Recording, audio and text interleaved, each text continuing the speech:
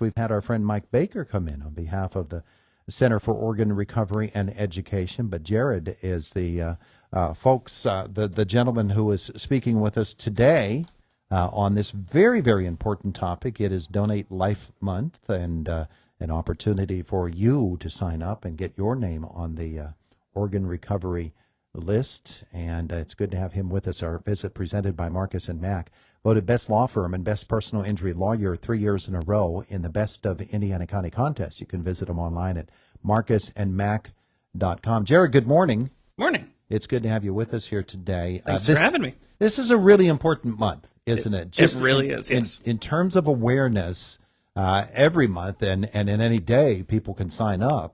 Of course. But certainly we want to highlight it during this month, which is Awareness Month. And, it is. And it's such an important thing and so easy to do. It's very easy to do. It literally takes less than 2 minutes to do it online, and you don't have to go to the DMV. You could just do it online, and you're registered, and you're good to go. All right. So tell folks how it is, how easy it is, and what they need to do. So if they go to cord.org/register, they just put in their name, a couple key information things, and hit the checkbox that you agree to do it and hit sign up, and you're on the National Organ Donation Registry list. We certainly hear plenty of appeals, and usually it's when somebody within our specific area has a need, and they're searching.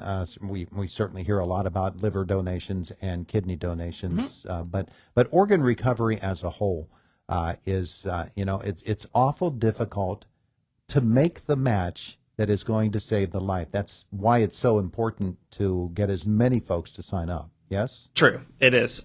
You're more likely to need an organ transplant than you are to ever actually become an organ donor. So the list is for nationally is a little over 100,000 people waiting for an organ. And that's why we're out during this whole month of National Donate Life Month, encouraging people to sign up to make people's wait time shorter. Mm-hmm. Misconceptions. There are plenty of those out there when it comes to organ donation, aren't there? Yes. What are some of the big ones we can strike down right now? So one of the biggest ones is if you have the organ donation logo icon on your driver's license and you're unfortunately in a car accident or some other incident, and you go to the hospital and people will say, oh, I don't want that on there because they won't do everything possible to save me, which is not true. We at CORD don't even get contacted until the hospital has done everything possible and they've had conversations with your loved ones and your family saying that they can't do anything else. Mm-hmm. And then that's when it switches over to us to see if you would like, if your family members would like you to be an organ donor or if you've signed up to be an organ donor. Mm-hmm. Another one is that you're either too old or you have too many health issues that you may not be able to, you think that you might not be able to donate something. Mm-hmm. So the oldest organ donor recently this past summer was 98 years old in the St. Louis area, and he donated his liver. And we just like to tell people, let the doctors and experts decide if you can donate or not. Mm-hmm. There's a lot of things that you can, your corneas and different tissues that you can donate, even if you have other health issues, which those help a lot of people too. So those are two really big ones there. Yeah. But you offset that with so many benefits from organ donation, and the fact that somebody you can literally say, and we think, okay, my liver goes to this person in wherever, and then that helps them to live. But one person with the donation of their organs can save an awful lot of people. Of course. So one person just donating organs can save up to 8 people. A tissue donor can save up to 75 people or help improve the quality of life for 75 people. And of course, if you're a cornea donor, you can give the site to 2 people. So just you being one individual can help over 100, like close to 100 people. Yeah. The very famous New York City posters with Jerry Orbach's eyes. It's a very effective marketing thing for folks to understand that somebody famous like that, those eyes are still out there somewhere, and we think of that. But we think of the folks who give as heroes, and we rightfully should, because of what they are doing. But the gratitude of those people who do receive organs from whatever donor is just, it's immeasurable, isn't it? Of course it is. It's they're eternally grateful. Think of if you or a loved one would need an organ transplant, and how thankful and how grateful you would be. And that's how we kind of try to frame it, is if you are waiting for an organ, or someone that you know or a family member, wouldn't you want everyone possible to sign up to be an organ donor, so you or a loved one would get a second chance to spend more time with their family members and their loved ones? So you were here as a representative of CORE, but you're in what we normally reserve for an Indiana Regional Medical Center spot each month. Yep. So talk, if you would, about how CORE works.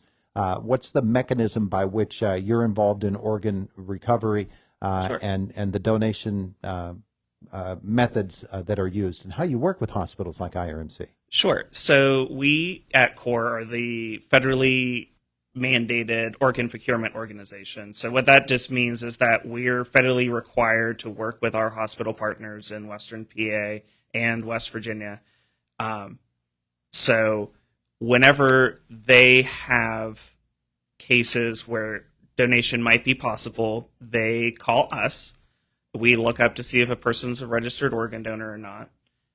If they're not, then we go and talk to the next of kin at the hospital, and we ask them if they would like their loved one to be an organ donor or not. And if they say yes, we then go through the process of testing, matching, recovering, and allocating organs, tissues, and corneas nationally. So it's not just here locally, but you could help people nationally. When we think about organ donation as well, timeliness is such an important part of how organs are recovered and then taken for transplant into somebody else. Yep. Does it differ depending upon which organ you're talking about? So there are different time limits per organ. So I think kidneys have the longest wait time, so that they can be on a pumping machine and transported and have a longer wait time, where like a heart or lungs have a shorter time. But it's usually within the 24-hour range, where we're recovering an organ, transporting it to whoever needs it, and then them going into surgery to receive it. Yeah. Your job in terms of reaching out to folks and convincing them to become an organ donor, one would think that would be a frustrating job, but I'm guessing it's not. I'm guessing that it's more a job that has great rewards. It does. It's not very frustrating. It's more of needing patience and being able to answer people's questions. And once people have all of their questions answered and some of the misconceptions and myths about organ donation debunked, they're more than willing to sign up. So usually it just takes a little 5-minute conversation, answering all their questions, listening to all their concerns, and laying out all the information and giving them all the answers that they need. And they're usually willing to sign up right then and there. Are there questions that come up more often? There's usually, the big one that I usually am getting is the age one, and the one with the logo icon on the driver's license. Those are the two big ones where I'm too old to donate, which is not true. And the driver's license one. So even if you are uncomfortable with it being on your driver's license, if you sign up online, that doesn't go on your driver's license, and that just stays on the National Registry, and it won't even be seen unless something happens, and then we go to look to see if someone is an organ donor, and then it says that they are. Jared Bedokovich is our guest here on Indiana in the Morning. We are talking about organ donation during Donate Life Month, and as we think about patients who are awaiting an organ transplant, and depending upon what that organ might be, the list and how quickly that list adds up can really be stunning. There are plenty of people out there who may be thinking that it's just a one-to-one thing, and no problem. Somebody goes on the list, we'll have you an organ in a day or so. There are some people who pass away while they're on that list waiting for an organ. It really does add up very, very fast, doesn't it? It does, unfortunately. So about every 8 minutes, another person is added to the waiting list, and about 16 people die every single day that were waiting for an organ. So we're constantly adding more every day, and people are unfortunately passing away waiting for that second chance. Yeah, and we were talking about the connection with IRMC and with other hospitals that are involved in the program as well, all hospitals have that mandate. When we think about that, it takes a great amount of skill and care by the surgeons who are involved in the organ recovery process. They really have to know their stuff, don't they? Oh, yeah, they do. We're extremely grateful for all of our partners.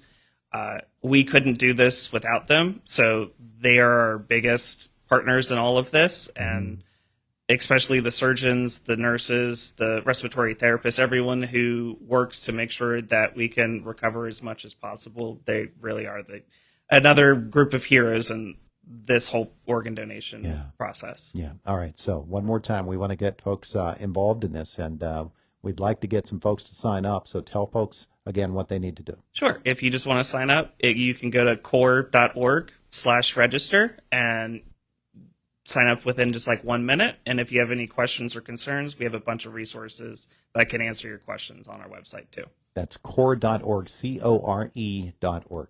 Correct. Jared Bedokovich, thanks so much. No, thank you. We appreciate it. It is the voice of Indiana County. It's WCCS 101.1 FM, AM 1160, and WCCSradio.com, 8:24 and almost 25 minutes after the hour. Matt is in the newsroom. He's coming up just a couple of moments away.